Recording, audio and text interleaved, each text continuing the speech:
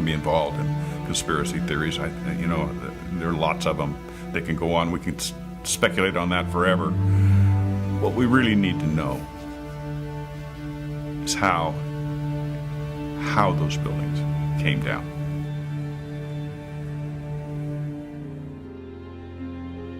My husband Steve was 48 years old when he was killed on September 11th, 2001. He was in the North Tower on the 104th floor.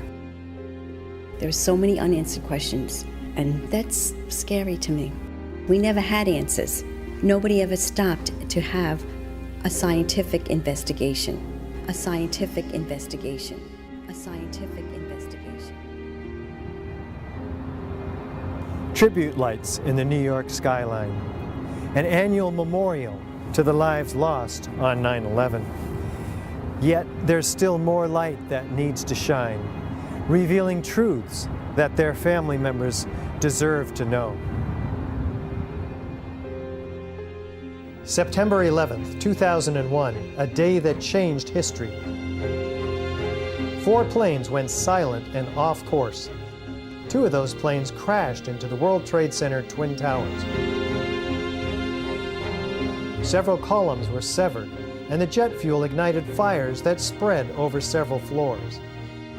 About an hour later, millions watched in shock as both towers were suddenly and rapidly destroyed, killing almost 3,000 people, for whom truth and justice may have yet to be served.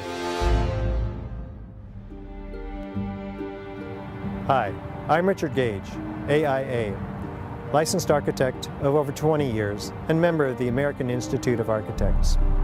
I'm founder of Architects and Engineers for 9/11 Truth, a non-profit organization of well over 1,000 technical and building professionals. According to official government reports, the fires weakened the structural steel framing of both twin towers, leading to sudden, progressive, and total collapses. Unknown to most people, a third steel frame high-rise, World Trade Center 7, was also destroyed. Critical questions have been raised by more than 1,500 architects and engineers about the official explanations for the destruction of all 3 of these buildings. Along with more than 10,000 other concerned individuals, these professionals, collectively comprising more than 25,000 years of experience, have signed our petition. They're calling for a new investigation into the destruction of these 3 World Trade Center high-rises. This call is based on evidence that reveals a very different destruction scenario than reported by government engineers. This includes abundant scientific forensic data and eyewitness testimony that was omitted from the official reports. You'll be seeing this evidence and hearing from dozens of these technical experts, including many who are among the top in their respective fields. I claim they're not doing science at all. They're doing propaganda or publicity or whatever they're doing, but it's not science. It's not playing by the rules of science. We at AE 9/11 Truth take President Obama at his word in his affirmation to the American people during his inauguration. How do we accomplish this? We've done our best by using the scientific method, examining the evidence from the World Trade Center and developing unbiased conclusions from unbiased experts in their fields. As coherent sets of scientific facts are brought into focus by the experts, the data, and the witnesses in this film, you'll come to a much greater understanding of the events of 9/11 and will be in a position to draw your own informed conclusions. Of course, the ones still most affected by the events of that tragic day are the family members of the victims lost on 9/11. Several have asked to appear in this documentary. Although our focus will be primarily technical, we are deeply moved and honored to give them the opportunity to speak directly to you. Now, let's hear from the AE 9/11 Truth professional petition signers who will share with you what conclusions they came to. Among these experts are high-rise architects and engineers in the fields of structural design, material science, chemistry, fire protection, metallurgy, as well as physicists, explosives experts, and demolition technicians. Also, psychologists, therapists, and counselors, along with theologian David Ray Griffin, who have a deep understanding of the personal issues associated with 9/11, will explain why it is so difficult for us to come to terms with the reality of these events, and learn how we can help ourselves and others with this difficult yet vital responsibility. We were confident, we felt secure, and all of a sudden that security collapsed. So the question becomes why? Why is it that people have so much trouble hearing this information? When your beliefs are challenged, fear and anxiety are created. We don't have leaders who would do those things. I believe that to be the kind of country that we think we are, we have to face some of the things that are not as we think they are.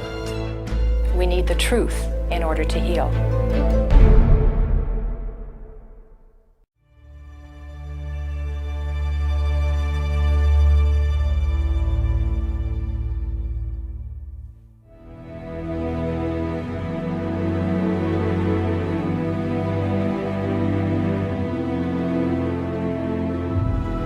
The new World Trade Center Building 7 looms above the site of its original. Building 7 was a 47-story high-rise, not hit by an airplane. Yet it was the third modern steel-frame skyscraper to collapse rapidly and symmetrically on 9/11. It was a football field away from the North Tower and sustained minor damage from falling debris. Building 7's precipitous collapse was blamed on normal office fires. I'm Steve Barish, founder and president of Barish Architects and Associates, Inc., a 33-year-old architecture planning and engineering firm. One of the things that really interested me is how quickly the Tower 7 fell. It fell within 7 seconds approximately from top to bottom. This building was built in the mid-'80s and met all the codes at the time. From about 1965 until about 1985, most of my experience has been in high-rise, multi-story steel buildings. NIST would have us to believe that these was a typical office fire, scattered office fires, if you will, that brought this building down. Since the mid-'60s, I've tried to follow high-rise fires because they're something we worry a lot about as we design these buildings. And I'm not aware of any high-rise building that have come down as a result of fires. The coup de grace for me was when I found out that Building 7 had collapsed later that day. And when I saw Building 7 come down, to me, the fact that it looks like a perfect controlled demolition of an intact building,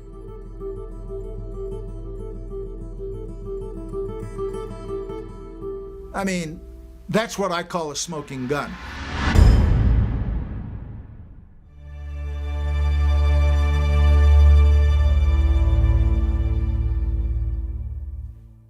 Was the structural steel from World Trade Center 7 preserved, documented, analyzed according to standard procedures for investigating engineering failures? 400 truckloads per day of material were taken away from the World Trade Center site and sent to China for recycling. There were laws violated in the destruction of that evidence. And for the American Society of Civil Engineers to ignore those events is extremely disturbing and is a violation, in my opinion, of their professional code of ethics. It was contrary to the way all investigations are done. If an airplane crashes, they seal off the entire area, nobody touches anything, they move it to a secure location, and they reconstruct an aircraft. Normally, when you have a structural failure, you carefully go through the debris field, looking at each item, photographing every beam as it collapsed and every column where it is in the ground, and you pick them up very carefully and you look at each element. We were unable to do that in the case of Tower 7. You can't do science when you are deprived of the evidence and when your hypothesis is the least valid instead of the most likely. When the most likely hypothesis in the case of Building 7 wasn't even mentioned. This is not science. It's trying to prove preconceived ideas.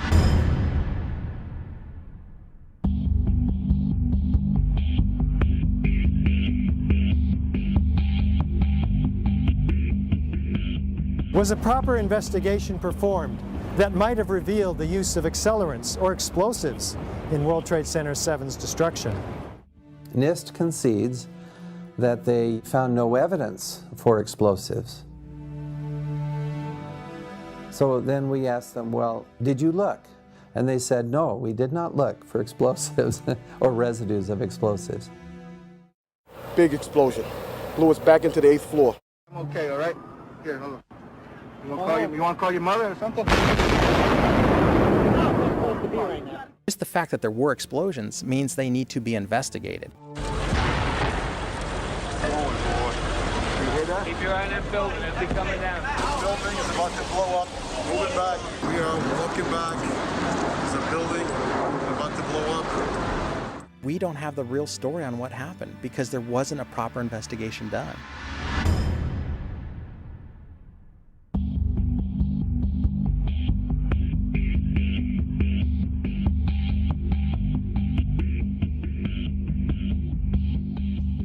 World Trade Center 7 collapsed because of fires fueled by office furnishings. It did not collapse from explosives or from fuel oil fires.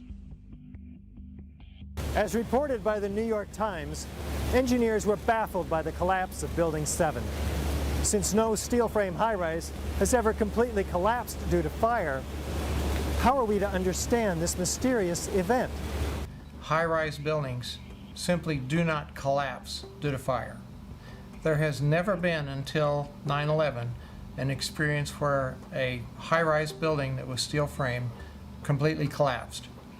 There have been fires burned longer in similar structures without any collapse.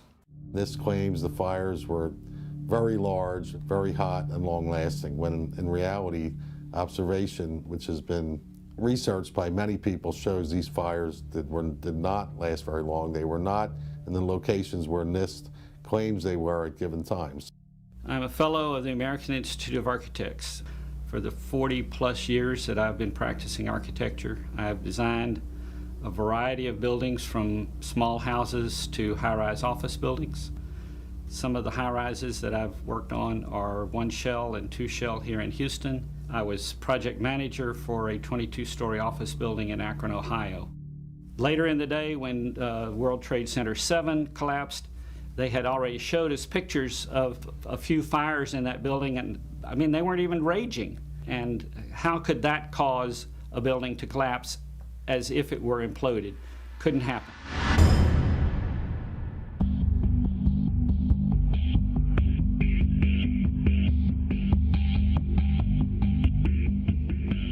According to lead investigator Shyam Sunder of the National Institute for Standards and Technology, NIST, World Trade Center 7 collapsed at freefall acceleration for more than 100 feet of its fall.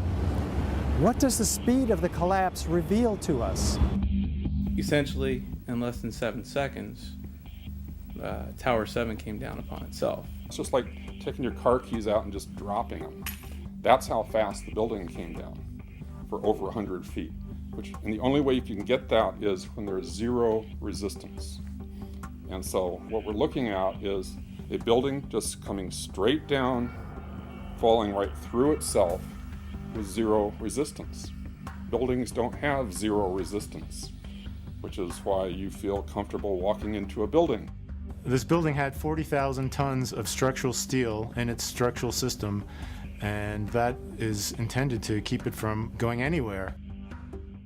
NIST is telling us that the building below it ceased to exist for the first few seconds of the collapse of the building. Well, things in physics just don't cease to exist and cease to resist the forces that are on them. The building didn't disappear so the building can fall for 100 feet at free fall speed. That's impossible. That's a violation of the fundamental law of physics that says that for every action, there's an equal and opposite reaction. If floors fall, they tend to fall and are braced by the floor directly beneath it. And there's some delay there. Because of redundancy, because of all the other columns in the building that were not affected. Even if a floor were to collapse, it still wouldn't be able to collapse all of the connections simultaneously at the rate that it did without secondary explosions.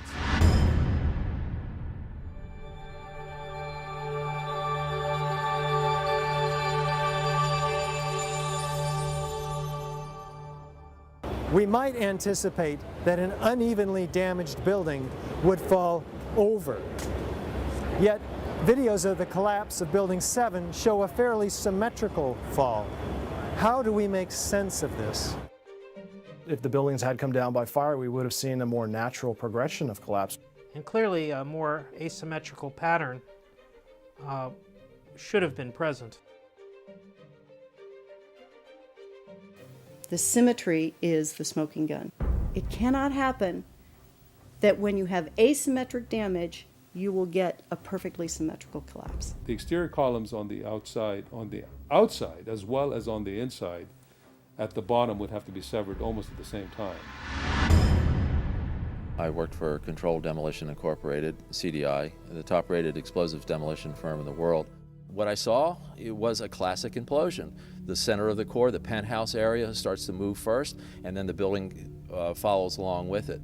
That's another indicator that this NIST report is very suspect. When it's all finished, the outside walls are piled one on top of the other right in the middle of the building. Just like a house of cards if it were coming down. According to NIST, the failure occurred at column 79 on level 12. This means basically they're talking about a single columnar collapse or failure that resulted in a total collapse of the building. That just does not make any sense.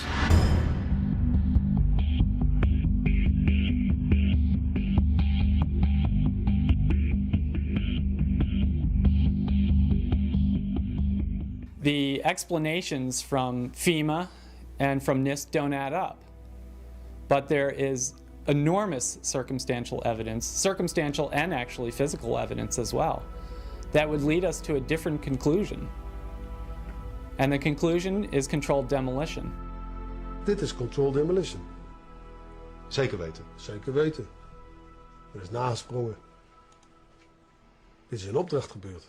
Dit heeft een team gedaan van experts. Building 7 to me is really what gives it away, because that's a classic case of controlled demolition.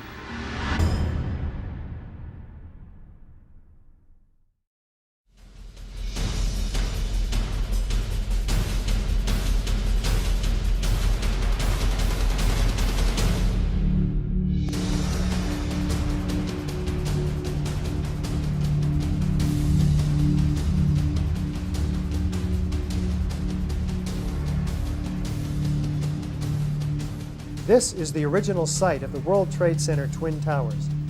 Construction is now underway where dramatic new facilities are being erected. Just 10 years ago, the planes hit the towers, cutting through some exterior and interior supporting structural steel columns. The fuel from the planes ignited office fires across several floors. According to the official reports, the structural steel frame was weakened and failed, causing a total progressive collapse of each tower. Does the official explanation make sense? Was there a comprehensive investigation that examined all of the evidence? I walked into the office and the first words that I heard was, "A plane's just run into the World Trade Center." And my initial thought was, well, that's okay. It's built to withstand a 707. It did not seem possible that these towers that were designed to withstand the impact of a 707 could possibly collapse in such a short order of time from the time that they were hit. The majority of the jet fuel was burnt up instantly in the big fireball, and it was gone. the fires that were left were office furnishings and carpet and things like that. A lot of things in these kind of buildings have to be fire resistant by nature. It's required by code. So there really isn't a whole lot of fuel in there to begin with.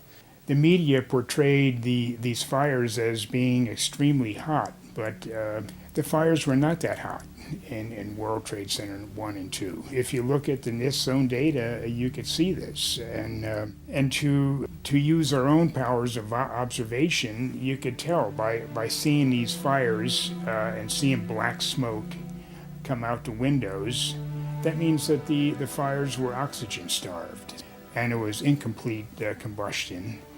And so it was a low temperature fire. I looked up in a manual the burning temperature of jet fuel and found that under the conditions that existed at the World Trade Center on 9/11, that jet fuel had to have been burning at about 750 degrees Fahrenheit. I also noticed that the official explanation of what happened there was that the heat from the fire supposedly softened the steel and thereby brought the buildings down. If you have a flame at 750 degrees, you can hold that flame under a steel beam forever, and you'll never reach a high enough temperature to bend steel, let alone melt it. So immediately I knew at that point that the official explanation was dead wrong.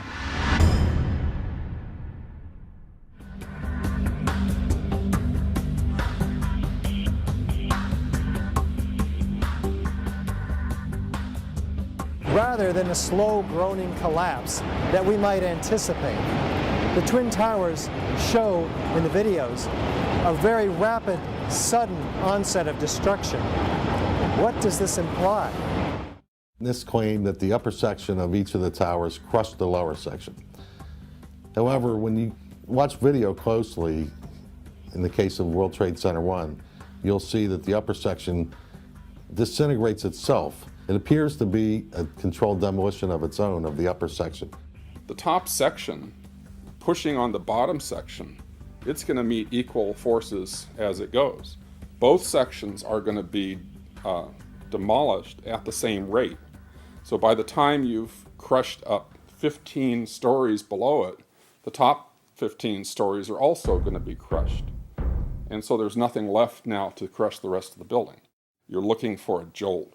That this thing, if it actually comes down and hits, you should be able to see the point at which they actually impact, because it would actually slow down the motion of the falling block.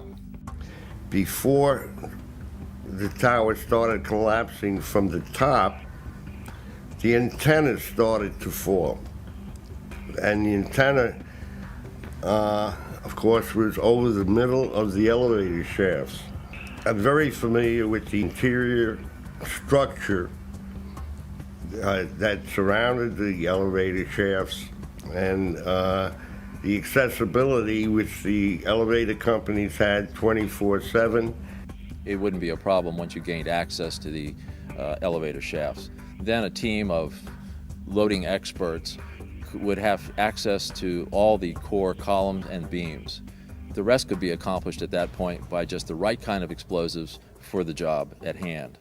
The only way that I can see that the towers could have collapsed is that the interior columns were compromised.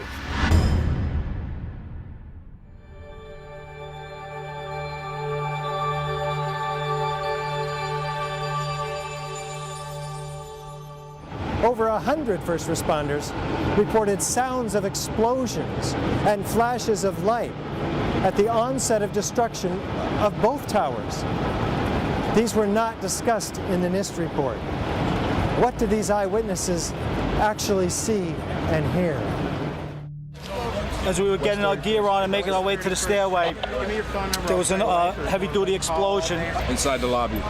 We stuck on the stairs for a while. We finally got down to the lobby. Then we get to the lobby, it was this big explosion. There were numerous secondary explosions taking place in that building. There were continuous explosions. 4 white fluids that are popping out. It was if they had detonated. Yeah, If they were planned to take down a building. Boom, boom, boom, boom, boom, boom, boom. And it just started going pop. It just started going boom, boom, boom, boom, boom. And he goes, how fast? I go like firecrackers. They're reporting exactly what I would expect. You're hearing boom, boom, boom, boom, boom, waves of explosions going off. Not one massive big boom. There's so many videos of witnesses from that day that report explosions. There's radio transmissions from the FDNY. We have the transcripts that were recorded, back in 2001 of all these firefighters and first responders reporting explosions. This testimony should have caused the presumption that there was a good chance explosive residue would be found and justified testing for it, rather than the opposite.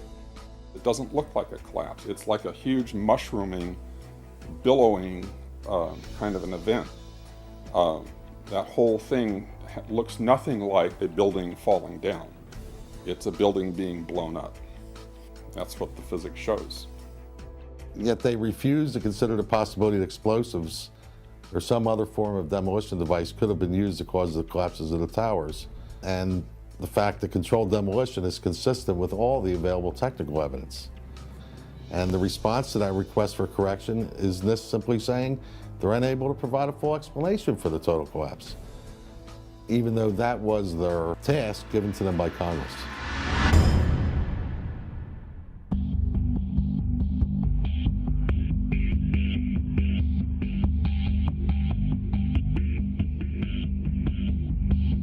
FEMA documents a 1,200-foot diameter debris field around each tower.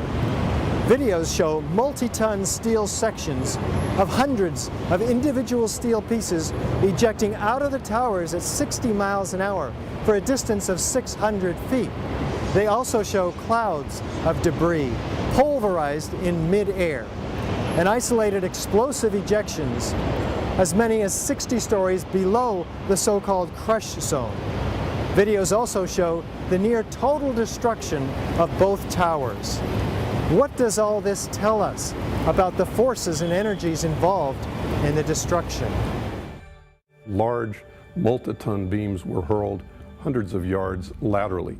Gravity works vertically, not laterally.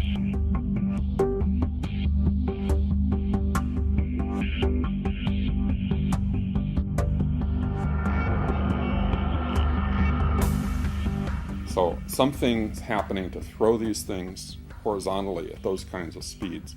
And here it is trailing white smoke the whole time.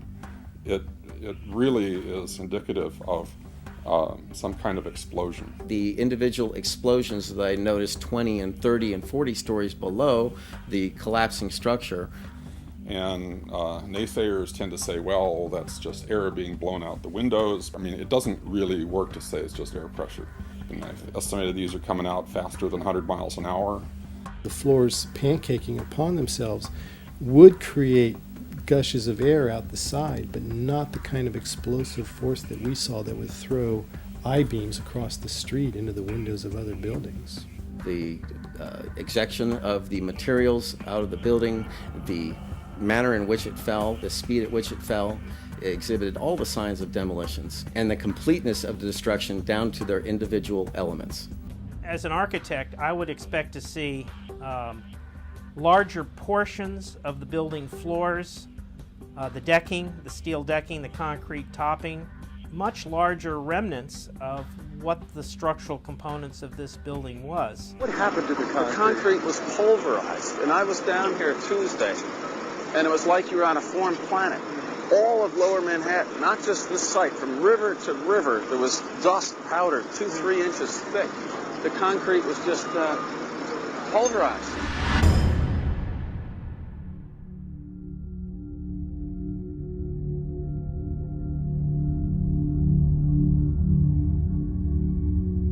In its report on World Trade Center 7, which came out in May of 2002, FEMA documents in Appendix C steel that has been melted and even partially evaporated, resembling Swiss cheese.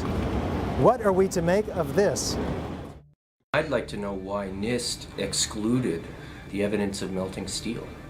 Why is this not included? Why is this forensic evidence not being included in the report?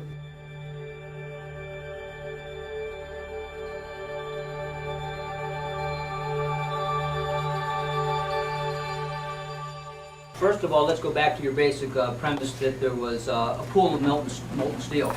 I know of absolutely nobody, no eyewitness who said so, nobody who's produced it.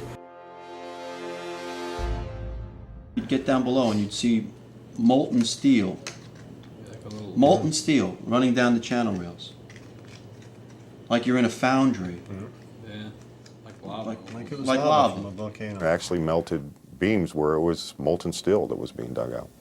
Underground, it was still so hot that molten metal dripped down the sides of a wall. It's this fused element of steel, molten steel and concrete and all of these things all fused by the heat into one single element. And they pulled off a big block of concrete, and there was like a little river of steel flowing.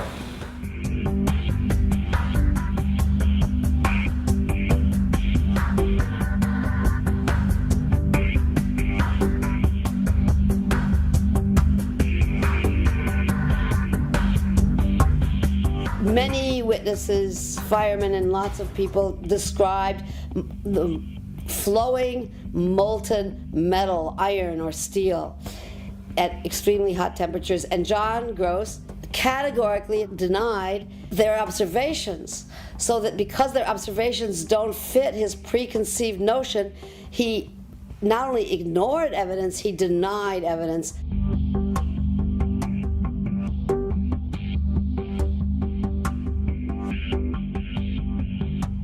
There were reports of molten steel having been seen in the rubble pile of all three buildings, and I knew that jet fuel, which is essentially kerosene, is not capable of melting steel nor iron. Kerosene or jet fuel burns at less than 1600 degrees Fahrenheit. And molten steel needs at least 2,700 degrees Fahrenheit in order to melt. In an office fire, you cannot generate enough heat to melt steel. And yet we have evidence of molten iron in the microspheres, in the rubble pile, and the metal pouring out of the side of the tower. So what is this molten metal? It's a direct evidence for the use of thermite.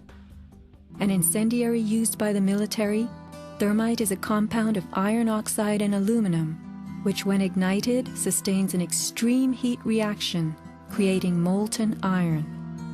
In just 2 seconds, thermite can reach temperatures over 4,500 degrees Fahrenheit, quite enough to liquefy steel.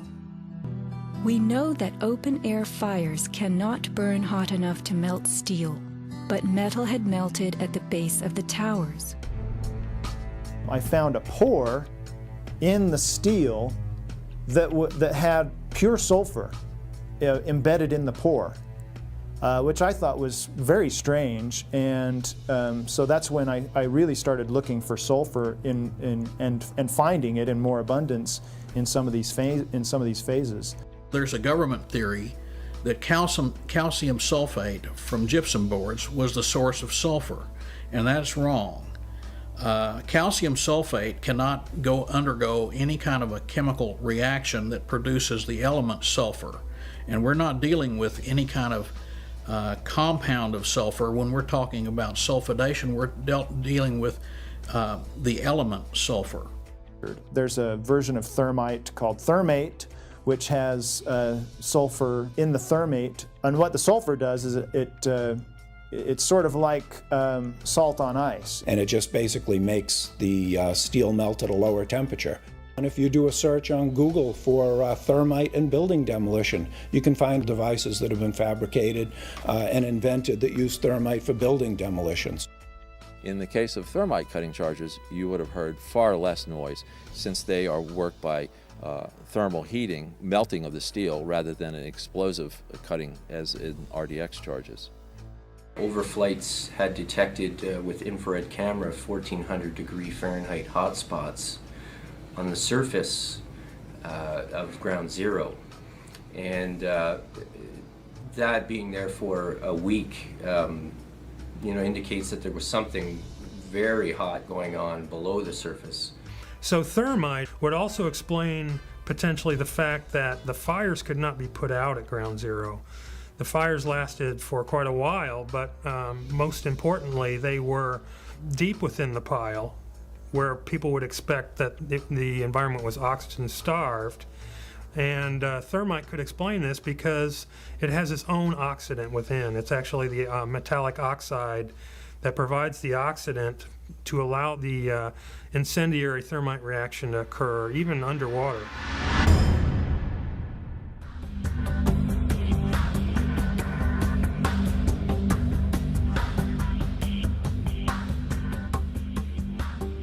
As much as 6% of the World Trade Center dust consisted of tiny, previously molten iron spheres. What does this tell us about the temperatures generated in the tower's destruction? When the USGS collected samples of the World Trade Center dust, they found the iron microspheres. Insofar, the USGS does not have a valid explanation for the presence of these iron microspheres. So what do the microspheres contain? Iron is the main element, and then it has smaller portions of aluminum, sulfur, a trace of manganese. Most of them are less than about 1/10 of an inch in diameter, and they're spherical. And they're found in all of the dust blown out of the buildings during collapse, no matter where in Manhattan that dust is picked up. You must have had a much hotter heat source for you to get 2,700 degrees Fahrenheit in order to melt the iron to get these molten spheres. Your heat source must be something like a chemical reaction, an exothermic chemical reaction that reacts, in the case of thermite, reacts at 4,500 degrees Fahrenheit. My contention, based on finding thermite residue in the dust, is that it happened before. It didn't happen after in the fires that ensued in the rubble pile afterwards. It's all the characteristics of the microspheres, along with what I see in the attack of the beams that were actually found, tell me that thermite was involved in melting those steel beams.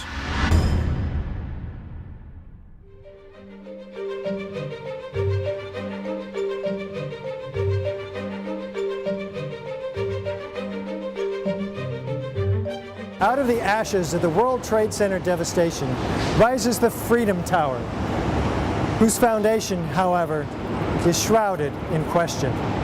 For example, in the World Trade Center dust, an international team of scientists find an advanced form of highly energetic nanothermite composites. What is it, and where does it come from? In the dust, we found what we characterize as unreacted thermitic material in the shape of some very tiny red-gray chips. And in the reaction they produce molten iron, which is the prime indication of a thermitic reaction. And such a reaction can be used to destroy steel structures. What we have found is a modern version of thermite, which we call nanothermite, which is produced in a different way. It is not just two powders being mixed. The material is actually built from the atom scale up. We call it the bottom-up procedure, which is what you do in nanotechnology. The ingredients are much smaller, which means they're reacting faster and they are more easily ignited. The primary elements in the red material are aluminum, iron oxide, as well as silicon and carbon.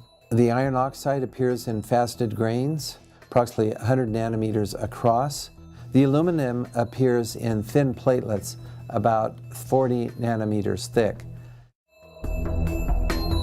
This is discussed in our paper in the Open Chemical Physics Journal, published in April of 2009.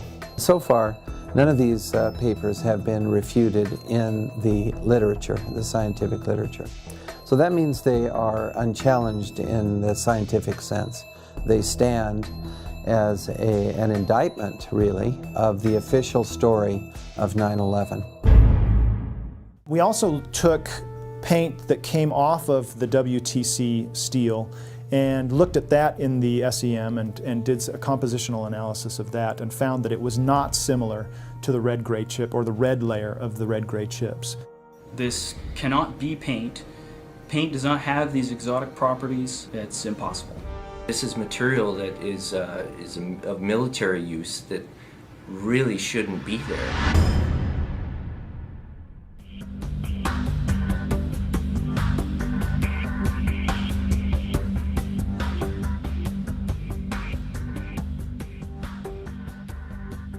You don't need to be an engineer or an architect to see what happened to those buildings.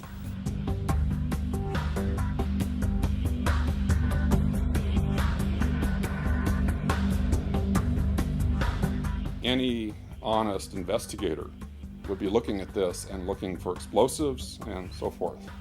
The NIST investigation didn't go there. They just would not look for explosives.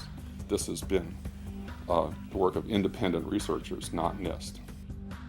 So the preconceived notion of NIST is that there's no evidence for explosives, and so there's no point in looking. That is the most unscientific thing that you can possibly think of, not to look because you don't expect to find evidence, and in fact the evidence is overwhelming that these red-gray crystals are very high-temperature incendiaries. They state these conclusions for which there's virtually no evidence, and then they ignore conclusions that can be drawn from the evidence.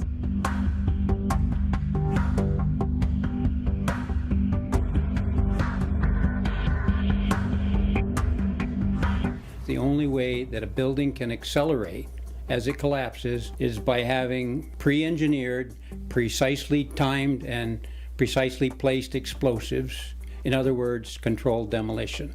We have a professional responsibility, and I urge every engineer and architect and demolitions expert and anybody that has any knowledge in this field to examine the evidence and stand up and be counted, because the rest of the world is depending upon us. We know we've been lied to about 9/11. We don't know for sure who did it. We don't know exactly how they did everything. And that's why we need a new investigation to find out. We do know that there was a massive cover-up, that there was evidence hidden and destroyed. The American people absolutely need the truth of 9/11.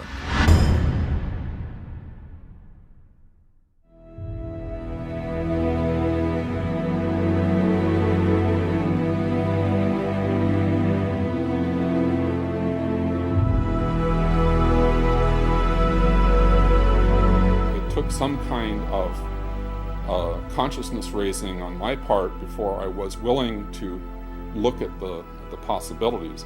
And really, you need to go where the evidence leads. Let's look at it objectively. Let's look at the evidence, not these fabricated computer models and hearsay and all these predetermined conclusions. Let's really open it up again and investigate this thing properly, and then come to conclusions. I strongly support an independent investigation that would be independent of the government, independent of all of the influences that obviously were in effect during the NIST investigation. What happened on 9/11 is not something that is just going to go away. This is very pertinent to us today. I wish to further the investigation, and I want to make a difference because I want this to be a safe and better place for my children. I signed the petition on the Architect and Engineers 9/11 Truth website mainly because I wanted to stand behind the families that lost people on 9/11. The 9/11 Truth movement was started by the families that lost loved ones on that day, and they were all out there alone screaming for help, and our own country was ignoring them and ignoring their needs and not taking care of them the way we should have after that happened.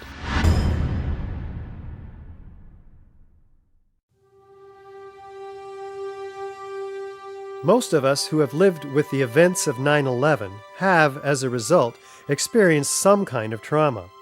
It can be very difficult to come to terms with what actually happened at the World Trade Center. In fact, someone told me recently, "I wouldn't believe what you're telling me even if it were true." Our petition signers with psychological expertise have stepped forward to offer their insight. While this segment is clearly outside the knowledge base of the architects and engineers for 9/11 Truth, these experts in psychology highlight their valuable experience for us as to why this evidence can still be so difficult for people to accept. As we know, the horrors of what happened on 9/11 were televised all over the world, and they were televised, in fact, live. We witnessed the deaths of almost 3,000 of our fellow Americans. We know this had a very severe and traumatic impact on a majority of the population. At this point, we have 9 years of hard scientific evidence that disproves the government theory about what happened on September 11th, and yet people continue to be either oblivious to the fact that this information exists or completely resistant to looking at this information. So the question becomes why? Why is it that people have so much trouble hearing this information? From my work, I think we would be remiss not to look at the impact of trauma. Many people respond to these truths in a very deep way. Some have a visceral reaction like they've been punched in the stomach. To begin to accept the possibility that the government was involved is like opening Pandora's box. If you open the lid and peek in a little bit, it's going to challenge some of your fundamental beliefs about the world. If we can think of our worldview as being sort of our mental and emotional home, I think all of us will do just about anything to defend our homes, to defend our families. And so I see that with people, and I saw that with myself when my brother tried to talk with me about it, of don't mess with me, don't mess with my home, don't mess with my comfort with how things are. About a week later, I read a lengthy article by Professor Griffin about why he believes the official account of 9/11 cannot be true. And it was a very well-researched article. It was in my office at the time. I sat there and I felt my stomach churning. I thought maybe I was going to be sick.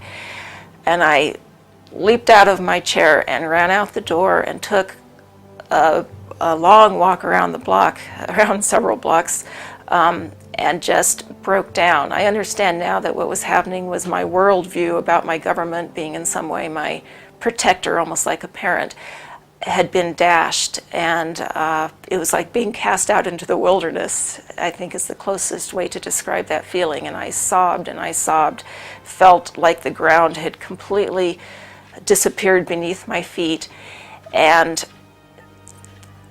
I knew at some point during the walk that I knew that I was going to have to become active in educating other people about this, that for me to retain any sense of integrity, I was going to have to take some action. I couldn't just let something like this go. When we hear information that contradicts our worldview, social psychologists call the resulting insecurity cognitive dissonance. For example, with 9/11, we have one cognition, which is what the official story of 9/11, what our government told us, what our media repeated to us over and over, that 19 Muslims attacked us. On the other hand, we have what scientists, researchers, architects, engineers are now beginning to tell us, which is that there is evidence that shows that the official story cannot be true. So now we've lost our sense of security. We are starting to feel vulnerable. Now we're confused. 9/11 Truth challenges the beliefs that our country protects us and keeps us safe, and that America is the good guy. When your beliefs are challenged, fear and anxiety are created. In response to that, our psychological defenses kick in, and they protect us from these emotions. Denial, which is probably the most primitive psychological defense, is the one most likely to kick in when our beliefs are challenged. And it's a very, very uncomfortable state to be in. And eventually our mind shuts off. Just like when a computer is overloaded, our minds get overloaded. We can't handle it anymore and we shut down. And what some of us will tend to do is deny the evidence that's coming our way and stick to the original story, the official story, and to try to regain our equilibrium in that way. Another thing we can do is decide to look at the conflicting evidence and be sincere and be open-minded and look at both sides of the issue and then make up our own mind about what reality is. Here are a few of those spontaneous initial reactions to hearing the contradictory evidence about 9/11. I don't want to know the truth, or I'd become too negative and psychologically go downhill. I'm not sure I want to know. If this is true, then up would be down and down would be up. My life would never be the same. Fran, I refuse to believe that many Americans could be that satanically treasonous. Someone would have talked. But these are beliefs. They are not scientific facts. But these beliefs do keep us from looking at the empirical evidence. Whenever we say, I refuse to believe, we can be sure that the evidence that's coming our way is not bearable and that it's conflicting with our worldview much too much. As I thought about all of these responses, I realized that what is common to every one of them is the emotion of fear. People are afraid of being ostracized, they're afraid of being alienated, they're afraid of being shunned, they're afraid of their lives being inconvenienced, they'd have to change their lives, they're afraid of being confused, they're afraid of psychological deterioration, they're afraid of feeling helpless and vulnerable. And they're afraid that they won't be able to handle the feelings that are coming up. None of us want to feel helpless and vulnerable. Healing comes through facing the truth, experiencing it, allowing the feelings to come in, so that if there are feelings of fear that perhaps these events were caused by something that we haven't thought about yet, dark elements within our society, for example, we'll let that come in and explore it. Let the light shine on whatever happened. This will be the most healing process.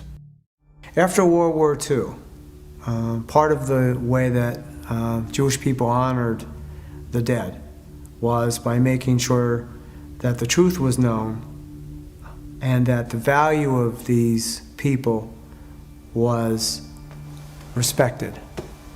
Not pursuing the truth about 9/11 disrespects the value of the life of the people that died.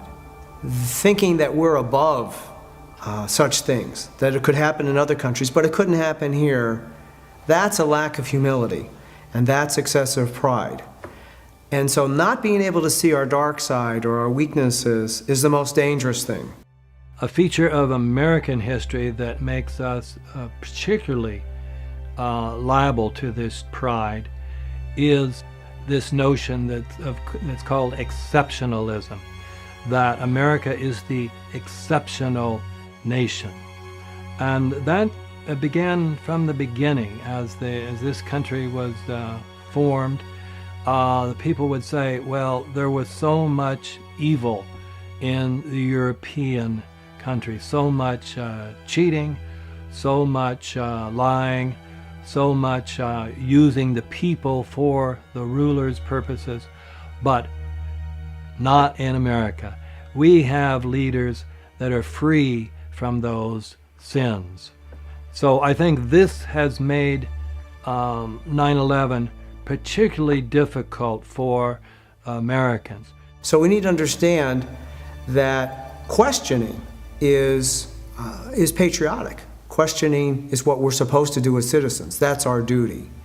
When something like 9/11 happens, we need to be sure that we have a real investigation into who the perpetrators are, and then we need to be sure that those perpetrators are held legally accountable. It's part of the healing process on the individual level as on the collective level. We need the truth in order to heal.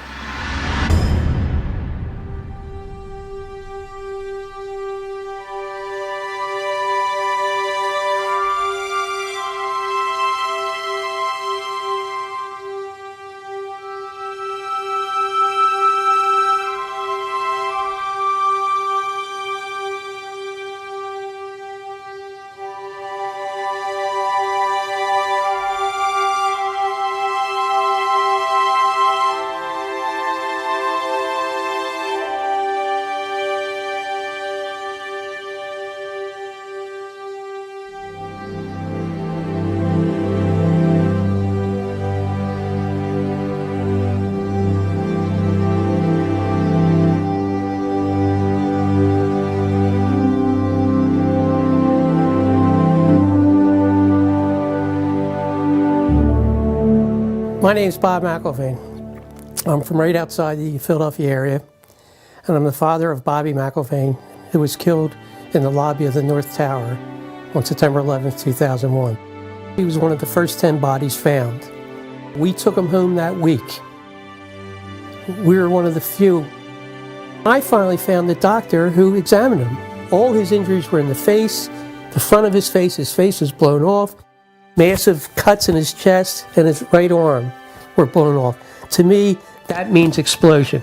What happened on September 11th was a tragedy where Neil was on Flight 175 and it crashed into the second tower. And I can't imagine what happened to him. My brother was my best friend. David has always been a firefighter. My brother went in to save people's lives. I'm a family member trying to find out the answers to the murder of 3,000 plus people. I'm Jane Policino. My husband Steve was 48 years old when he was killed on September 11th. I have no identification.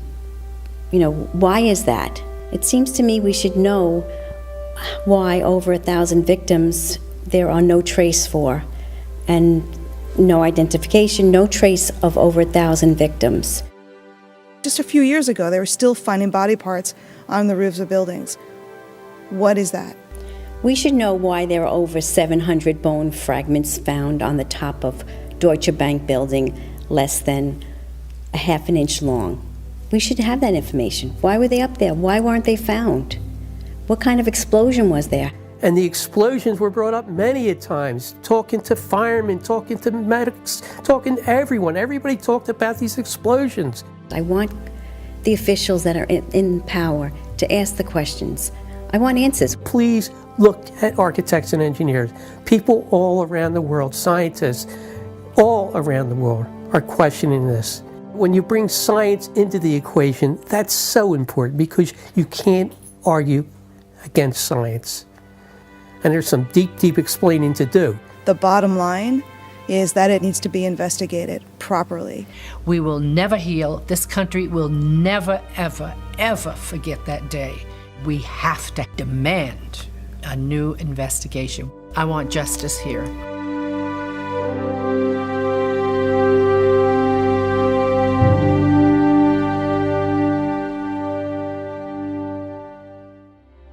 The forensic evidence that you've seen is very real. New light has been shown. A third beam now reaches into the pitch black sky and stands in for the still officially unexplained free-fall destruction of the World Trade Center Building 7. The obvious dark truth about Building 7 may very well provide the key to justice for the victims of family members of the destruction of the Twin Towers. The country owns this. We were all victims. You all should want answers. It's not just ours, not just mine. We all lost something that day.